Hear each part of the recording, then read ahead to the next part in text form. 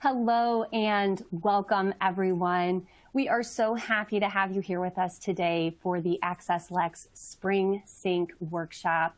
I'm Kim Wallenberg, Managing Director of Helix Bar Review Engagement here at Access Lex, and I will be serving as the moderator for this session today.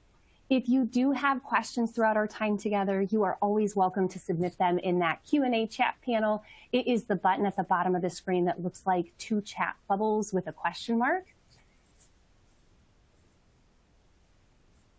Now, I know that many of you joining us today are very familiar with Access Lex Institute and the work that we do here. But for those of you who may be joining us for the first time today, we are the largest nonprofit in legal education, offering a wide range of programs and resources, everything from financial education, grant programs, academic and bar success, as well as research, policy, and advocacy. And we are excited to begin the day with the Washington Update 2022 and beyond from my always informative colleague, Nancy Keneally, Managing Director of Policy. So without further delay, I'll turn it over to you, Nancy. Thanks, Kim, and thanks everyone for joining us today. Let me see if I can get these slides to advance. Bear with me. There we go. Can you see the agenda? Okay, perfect. Sorry about that, technical difficulties. I know we're almost 2.5 years into this, but you know, every day it's something new. So thank you everyone for joining us today. As Kim said, I'm joining you today to talk to you about what's going on in Washington. So I just want to briefly talk about where we've been, and I want to spend the bulk of our time about where we're going, you know, what's going to happen over the next couple of years. And then finally wrap it up with what you can do to get involved and make your voice heard. So, you know, what has happened over the last 2 years in higher ed policy? So most of the action on higher ed that we have seen has come through the form of COVID relief. So whether that's through legislation such as the CARES Act and the American Rescue Plan Act, or through some sort of executive action. That is where we have seen the bulk of movement in higher ed policy. So some of the big things that we've seen are the creation of the Higher Education Emergency Relief Fund grants. And this totaled about $70 billion for institutions of higher education to use for things that came up in the fallout of the COVID pandemic. And half of that money was to be spent for emergency grants directly for students. We also saw, beginning with the Trump administration, the pause on student loan payments. This also set interest rates to 0 and ceased mandatory collections. And I'll talk a little bit more about where we are with that later. And then finally, one of the other big things that was good news for borrowers is that any forgiveness on student loan cancellation through some of the existing programs, such as IDR, will be tax-free through 2025, because prior to that, you would be taxed on that forgiveness other than through PSLF. So, you know, what has been happening with the Higher Education Act? And for those of you that aren't familiar, HEA is the largest piece of federal legislation that governs higher education, mostly student aid programs. This bill was last reauthorized or rewritten in 2008. Typically, big bills like this get rewritten every 5 or 6 years. You do the math. We're now in 2022. It is obviously long overdue. But last Congress, we actually saw sort of significant movement on this.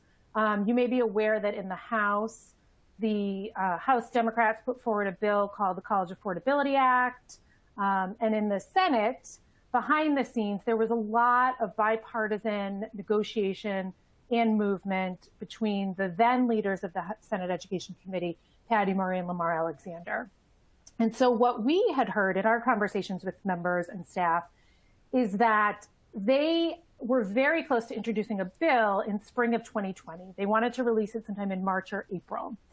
Now, we all know what happened in March of 2020. COVID ramped up, the lockdown started, and Congress then, rightfully so, pivoted all of its attention towards COVID relief and COVID bills. And so that bipartisan Senate HEA bill never saw the light of day. And then, of course, Senator Alexander retired at the end of the 116th Congress. And so that has not been picked up again this Congress. There has not been any movement on HEA. We have seen a couple of standalone bills. We've seen the Future Act. We've seen the FAFSA Simplification Act. So there may be other opportunities to do smaller piecemeal bills. But the other way that we have seen progress on higher education policy is through rulemaking in the executive branch. And that's largely in part because the HEA has not been reauthorized. And so it's not just this administration. We also saw it during the Trump administration and the Obama administration. So, just pivoting now to what's been happening in the executive branch with the Biden-Harris administration, they are using their regulatory and executive powers to make some higher ed policy changes. So they are looking at targeted debt relief through existing programs. So whether that's the public service loan forgiveness waiver that was created last year, there's talk now of an IDR or income-driven repayment waiver. They're making changes to other programs such as borrower defense to repayment, total and permanent disability discharge, all existing programs that they are seeking to improve for borrowers. They are also undertaking a number of rulemakings. So Title IX, Title IV student aid, some accountability programs such as gainful employment. So they have a lot on their plate. So don't think that just because Congress hasn't been able to move the ball on HEA that we're not going to see big changes in the higher education policy space, because we certainly are. And then finally, they have extended that payment pause that was put into place in 2020. They've extended it a number of times, most recently the beginning of this month. So that's, again, just super high level, quick, where have we been? What's the context for where we are now? So the biggest thing looming over 22, and that's going to have the greatest impact on the next couple of years, is the 2022 midterm elections, which are happening in early November. So every 2 years, every House seat is on the ballot. And in the Senate, a third of the Senate is up for re-election. And so this year, it's going to be 34 seats. So this map just shows you, in blue are the Democratic seats that are on the ballot. In red are the Republican seats. And then if you can see those states that are outlined in darker black, those are ones where there's no incumbent because the member is retiring. So, we'll sort of see some sort of uncertainty and turnover there in those seats. And so, the outcome of this election is going to have big implications for policy because regardless of what happens, we will still have a Democrat in the White House for the next 2 years. So if Republicans flip both the House and Senate and take control of Congress, we are going to have divided government. And so I'm not going to predict what's going to happen in the election because while November may not seem that far away, in political terms, it's a lifetime. I mean, anything could happen, right? You could make predictions in October and things could change in the matter of weeks. So I'm certainly not going to predict the outcome of this election in May. But what I am going to do is, pose some questions and just sort of run through a couple of these because there are a lot of things to think about depending on what happens. So if Republicans flip one or both chambers and we have divided government, are we going to have more gridlock than we have, or are we going to have less? And, sort of the obvious thought might be, well, we're going to have more. We're going to have divided government. But historically, when we have divided government, there are often times to move legislation forward because, if you operate from the premise of we want to move bills forward and we want to get them to the president's desk, when you have divided government, the only way to do that is to negotiate and come together and try to come up with a bipartisan bill. And so there are more, concessions being made to try to meet in the middle to get as many members on board as possible. And so will either party be willing to make deals? Well, I think it really depends on the issue. Even this Congress, where Democrats control both chambers and the White House, we have seen bipartisan bills. Last year, we had the bipartisan infrastructure bill that Republicans signed on to. And this year, I don't know if this is on your radar, but there is currently a large bill moving through Congress focused on competition. So the America Competes Act is what it's called in the House. And this is a bill that is looking to invest in certain sectors of the economy as a way to make the U.S. more competitive with other global players such as China. And that bill is currently in the conference committee stage. And that's sort of really far along in the process. Most bills don't ever make it that far. And it is bipartisan. And so that is something that we might see passed this year and brought to the president's desk. So again, it's not going to be every issue. There's not going to be a, kumbaya, let's all work together on everything. But there are bipartisan issues. And I think that we could potentially see movement on some of them. So what does that mean for HEA reauthorization? Historically, education has been a bipartisan issue. We've seen that both at the higher ed level as well as the K-12 level.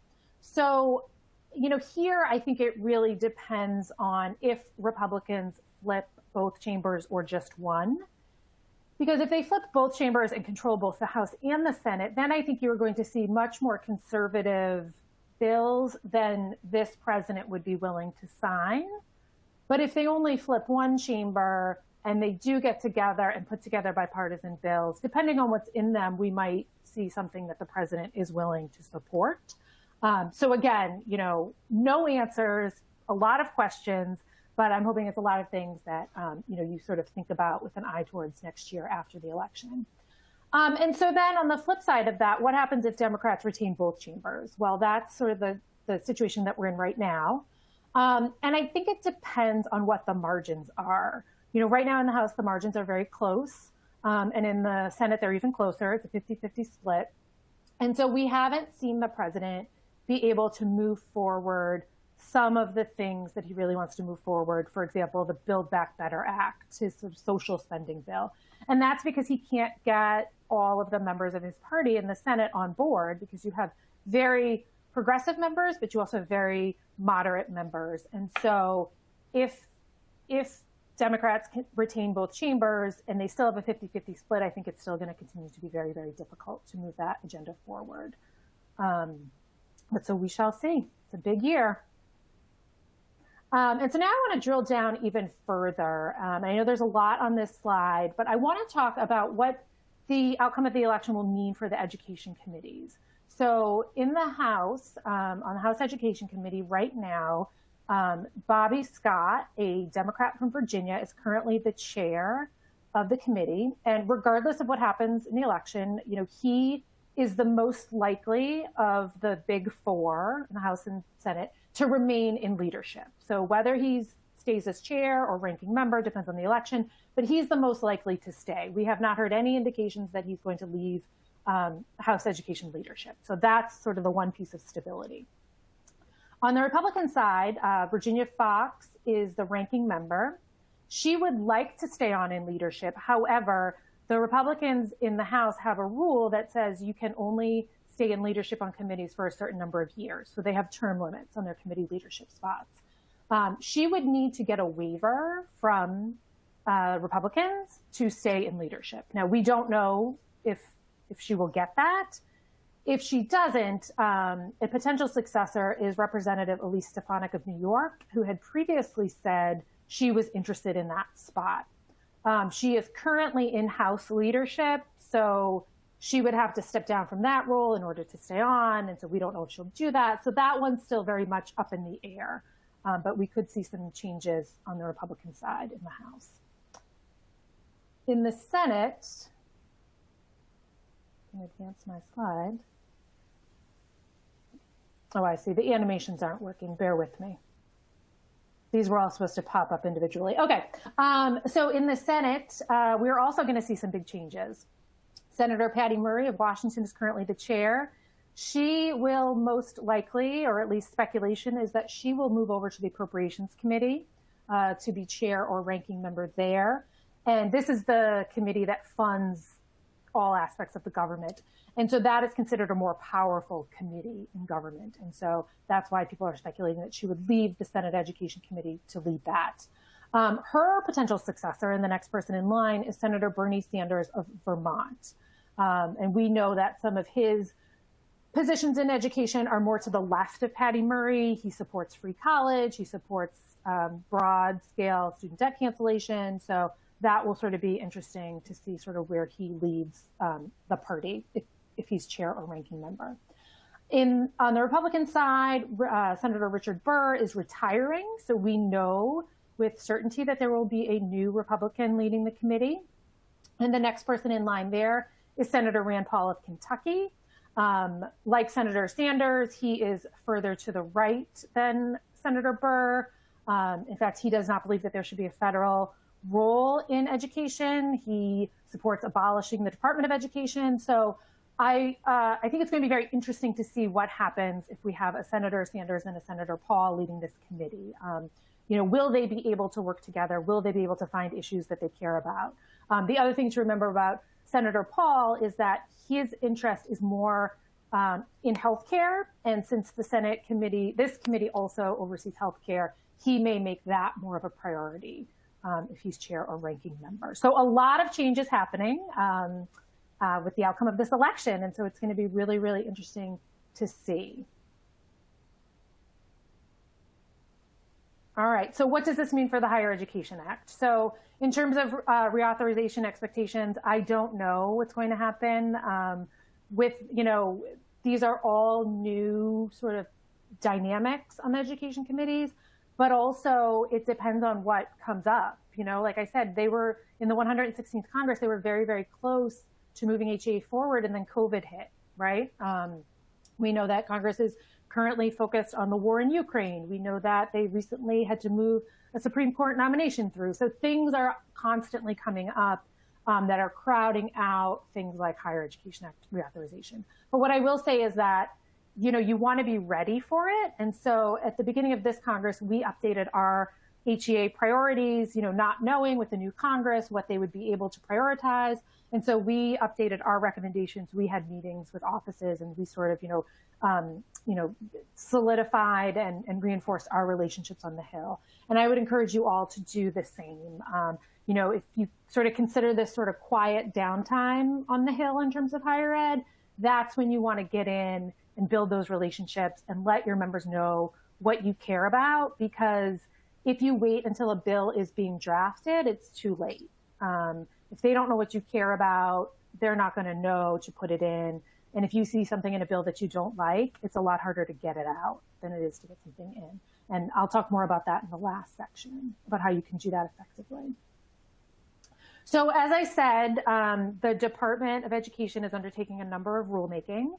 So I'm just going to focus on the HEA Title IV, because that's the student aid programs piece of HEA. So this started last year, and they have about a dozen topics that they're working on. So things like public service loan forgiveness, income-driven repayment, borrower defense to repayment, some Pell issues, the list goes on and on. So where they are in the process right now is they have finished the negotiations with outside stakeholders, and they have taken all of that information, and they are now drafting proposed regulations on all of those topics. And it is our understanding that that language will be out sometime late spring, early summer, at which point the public can submit comments. So we certainly plan to submit comments on that language. And then they will take all of those comments, they will take them under advisement, and then come out with final regulations. The goal is to have the final regulations out by November 1st so that they can implement them by July 1st of next year. So I'm not going to go through all the dozen issues. I'm just going to focus on the ones that Access Lex is most interested in. And so the first is public service loan forgiveness. And so some of the highlights here are that the department wants to count certain forbearances and deferments towards PSLF. They think that those periods should count. They also want to count direct loan payments that were made prior to consolidation, to count those towards PSLF. So right now, if you consolidate your loan, all of those direct loan payments that you made prior will not count. And so I think this would be a good change for borrowers. On income-driven repayment, they want to create a new income-driven repayment plan. So for those of you keeping track at home, that would be number 6 We have 5 plans. They want to create a 6th. And there are some good things and some bad things from our perspective in this proposal. To start with the bad, they do not believe that graduate students should be eligible for this plan. They want to limit it to undergraduate students, and they said it's because they want to focus their efforts on sort of earlier in the pipeline entry point, as opposed to graduate students who they think may not need it. We can sort of have that conversation when we submit our public comments.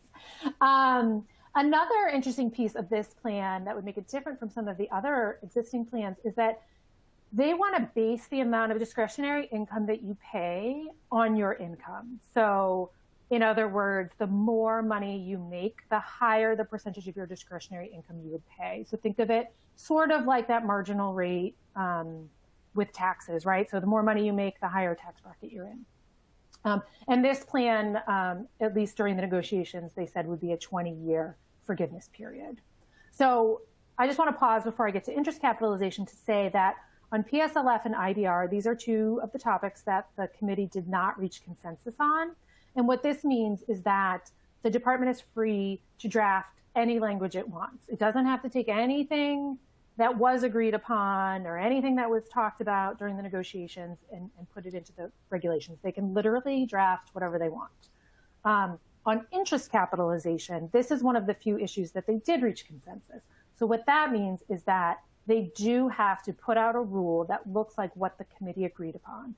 And what the committee agreed upon is that the department should eliminate non-statutory interest capitalization. So if interest capitalization is written into the law, the department cannot change it. Only Congress can change that. But if interest capitalization is in regulations, and that's where it came from, the department can change it in these new regulations, and that is what they intend to do. And so that is good news for borrowers. So as I said, I would get back to the student loan payment pause.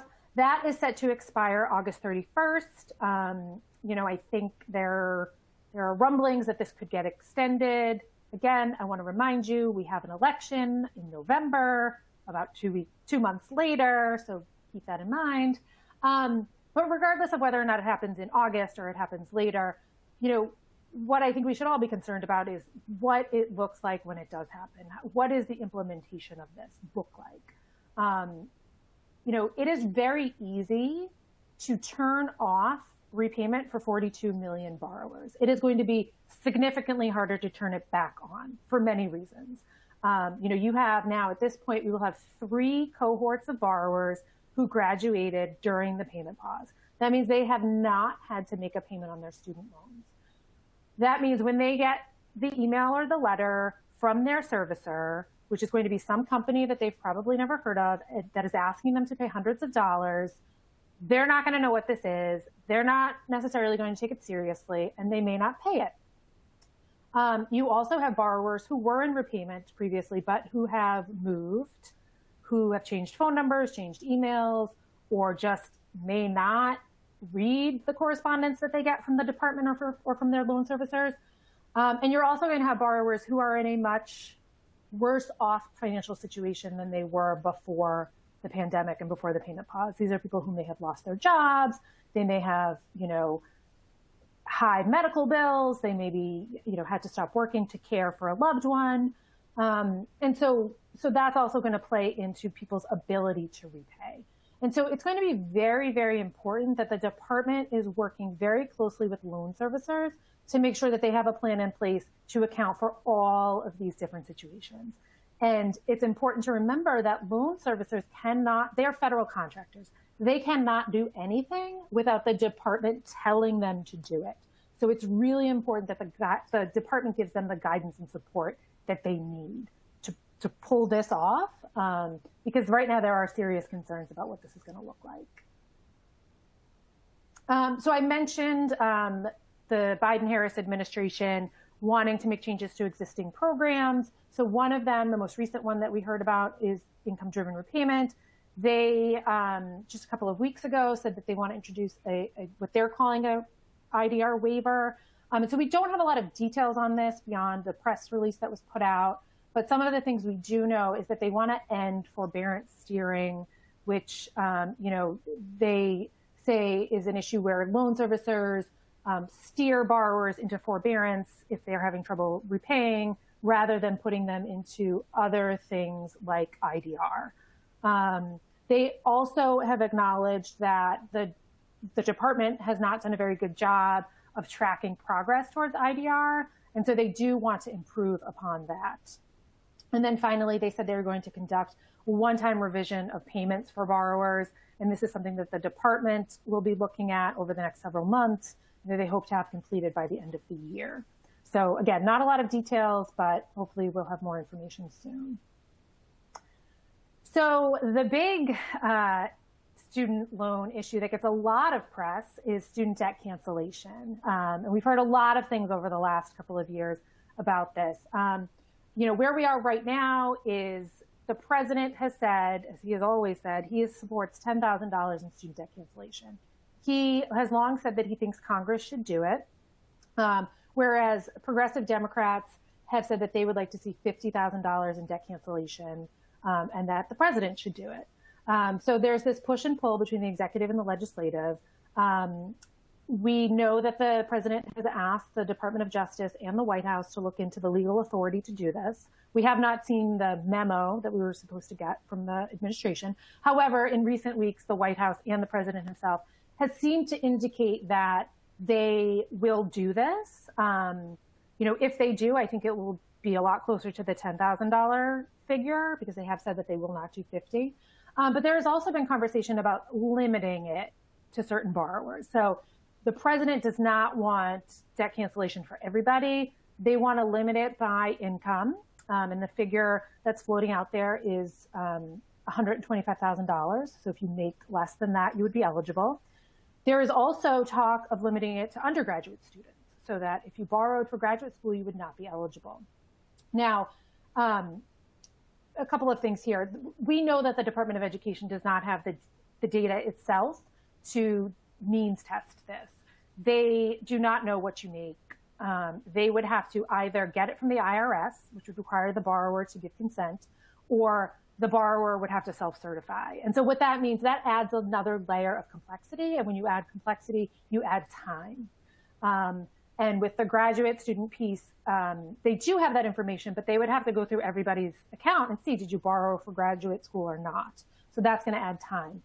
And again, we have an election coming up in November. So you don't want to be the party that promises debt cancellation and then the implementation of it right before an election goes poorly. So the question is, will the administration go the simple route and give it to everybody? Or will they go the more limited route, which is what the president wants, and risk having it take too much time and being too complex? So we don't know the answer to that, but that's something that we're paying close attention to. So the last policy issue I want to talk about is something that's a little bit under the radar, particularly as compared to student debt cancellation, but this is student loans and bankruptcy. This is something that we have been working on for a very long time. As you may know, it is difficult but not impossible to discharge your student loans in bankruptcy. But there is a bipartisan interest to do something to make it easier for borrowers.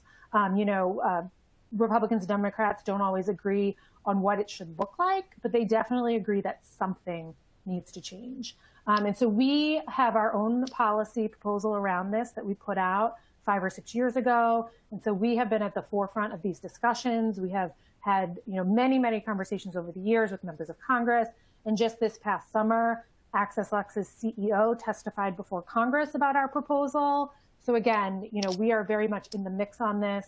And, we're hoping that the momentum continues into next Congress. So now, finally, so that's sort of, the big picture on, what's coming down the pike and some of the implications of the election on that. But now I want to talk about what you can do. So as I said earlier, it's important to use this quote unquote downtime to educate your members of Congress and advocate for the issues that you care about. And so you can do that by building relationships with them now, because if they don't know who you are, what your school is all about, what your students and alumni bring to the table, they're not going to listen to you at the, sort of end of the process when things have been in the works for a long time. You want to build those relationships now. So You want to share stories with them because those stories are going to bring color to your issues. But to the extent possible, you want to also provide data if you have it, because the data is going to show trends. So whether that's, the number or percentage of your graduates that go into public service, and, tie that to a really powerful story about what some of your alums are doing in public service, and then tie that to the need to protect PSLF, right? So to the extent that you can do that, that's really powerful. And the other thing I would suggest is inviting the member to come to campus or to visit your school. Invite them to events, invite them to speak, invite them to tour the school, because it is important to tell them, but I think it's even more impactful to show them. And so you may be asking yourself, well, how do I do that? This is not my job. I don't know how to do this. I've never done this before. Well, that's where Access Lex comes in. So we have our Make the Case advocacy campaign, and we have built a number of resources over the years. So we have, longer form pieces, like our policy positions and our analyses, but we also have shorter fact sheets on things like PSLF and IDR and loan counseling. But we also have tips on effective advocacy, just sort of a one-pager on, the best things that you can do.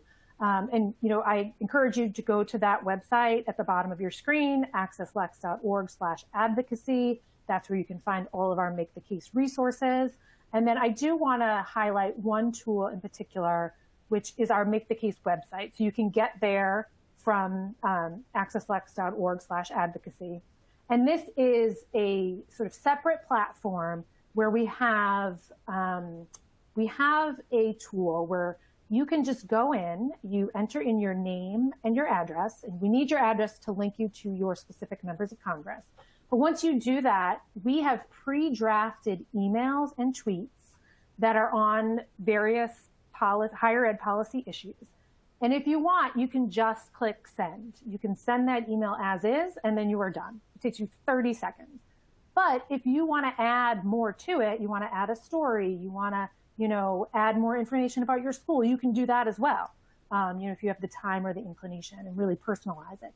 And then those emails get sent to the education staffer of your members of Congress, so your 2 senators and your representative. And then the pre-drafted tweets go, tag your members of Congress.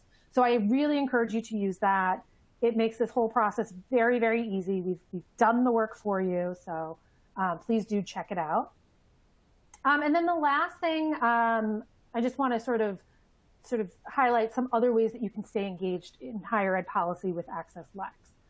So the first is our Executive Policy Committee. This is a group of graduate and professional administrators, and we convene them virtually, usually about once a quarter. And on these calls, we give a little Washington update so you know what's happening. But we also want to hear from you about what are the issues that you care about, that you've been hearing about, that you're concerned about, and have you had a chance to do any advocacy, and what have you learned, and do you have any questions about it? And we're always there to help and support you with that. The other way you can stay involved in terms of what's happening in Washington is through our weekly higher ed roundup. Every week that Congress is in session, we put this out on our website, but we also push it out through social media. And it's just a brief summary of what's been happening on the Hill and with the administration. We also highlight some stories or reports that we think will be of interest to you, and then any bills that we're following that came out that week. The other thing that can keep you connected to what's going on in Access Lex more generally, not just the policy and advocacy work, but across the organization, is our In Brief newsletter. We put this out monthly, so you can learn about what we're doing, in financial education, in our grants program, what are the new research projects and briefs that we've put out. So I encourage you to sign up for that. And then finally, please follow us on social media. We are on Twitter, Facebook, LinkedIn, and now Instagram. So that's really a great way to learn about everything that Access Lex is doing, not just the policy and advocacy work. So with that, I'm going to turn it back over to Kim and see if we have any questions in the Q&A. We got a little bit of time. Thank you so much, Nancy. You actually gave us all a lot to think about and answered many of the questions already that came in through the Q&A, but we do have 2 questions. One of them is this: what is meant by one-time revision of payments? Sure. So our best understanding, again, without having a lot of information, is that they're going to go back and look at borrowers. And my understanding is that it's not just necessarily people who were in IDR at that time, but it sounds like they are going to give all direct loan borrowers some credit towards IDR. So I know with the PSLF waiver, they did a recount, right? And obviously PSLF is very different because you're only eligible if you have a certain job, certain types of loans, certain repayment plans, et cetera. They did do a recount. With the IDR waiver, it's our understanding that they are doing, potentially up to 36 months of credit for direct loan borrowers, regardless of whether or not they were in an IDR plan. Again, this is unlimited information from a press release, so that may get clarified in the future, but that's sort of to the best of our knowledge right now. Okay, thank you for that. And the other question is regarding that $125,000 income limit. Is that based on a person's individual income or a pooled family income? That is individual. That is an individual income. So our assumption is that if you were married, it would double, but we haven't actually gotten those specifics from the administration. Okay, those are the last 2 outstanding questions. Anything else that you're keeping your eye on that you want to share with folks before we wrap up? No, but I do just want to give a plug, particularly during the August recess, to reach out to your members of Congress, because that's when they'll be back home in their state and district. And so it's really a great opportunity to meet with them and their staff and potentially, have them come to campus at the beginning of the school year. Yeah. Well, thank you so much. So at this point, as we wrap up, this is just a reminder to please make your way back to the hub to join us for our first together time break before you head off to your next session. And if you're wondering, what is the easiest way back to the hub? Each of these sessions that we're having today actually pop up in a separate browser tab. So if you look up in your browser, you probably have a second tab already open, and that should route you right back into the hub. As always, very informative, Nancy. So thank you so much. And thank you all for joining us. We really do love your feedback, and we encourage you to complete the quick survey for this session before you head back over to the hub. There is a button at the bottom of the screen that has a survey. So just thank you in advance for your feedback. And we hope that today is a great learning opportunity for all of you who are here with us, and we hope that you have a fantastic day. Thank you.